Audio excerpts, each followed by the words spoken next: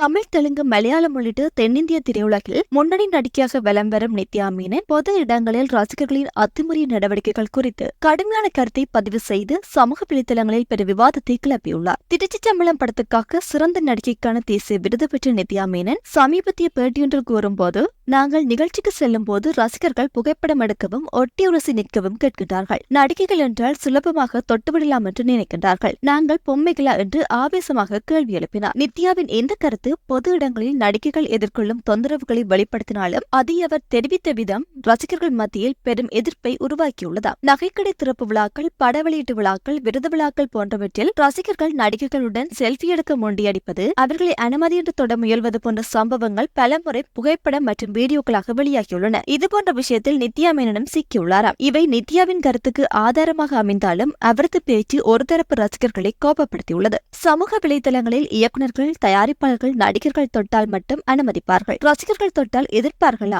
ஒரு இரவுக்கு லட்சக்கணக்கில் விலை பேசுபவர்கள் இப்படி பேசுவது நியாயமா என்று ஆக்ரோஷமான கருத்துக்களை தற்போது ரசிகர்கள் பதிவிட்டு வருகின்றனர். இந்த விமர்சனங்கள் நித்யாவின் கருத்தை தவறாக புரிந்து கொண்டு அவரை தனிப்பட்ட முறையில் இழிவுபடுத்தும் வகையில் அமைந்துள்ளன. நித்யாவின் கருத்து பொது இடங்களில் பெண்களின் தனிப்பட்ட எல்லைகளை மதிக்க வேண்டிய அவசியத்தை வலியுறுத்துவதாக இருந்தாலும் அதை வெளிப்படுத்திய விதம் சில ரசிகர்களை புண்படுத்தியுள்ளது. இதற்கு முன்பு 2023 ஒரு தமிழ் நடிகரால் துன்புறுத்தப்பட்டதாக வந்த வதந்திகளை அவர் மறுத்திருந்தார். மேலும் பத்திரிகைகள் இப்படி உண்மையில்லாத செய்திகளை பரப்புவது வருத்தமளிக்கிறது என்று கூறியிருந்தார். இந்த சம்பவமும் அவரது தற்போதைய கருத்தும் சினிமா துறையில் நடிகைகள் எதிர்கொள்ளும் சவால்களை மீண்டும் வெளிச்சத்துக்கு கொண்டு வந்துள்ளன என்று கூறப்பட்டு வருகின்றது.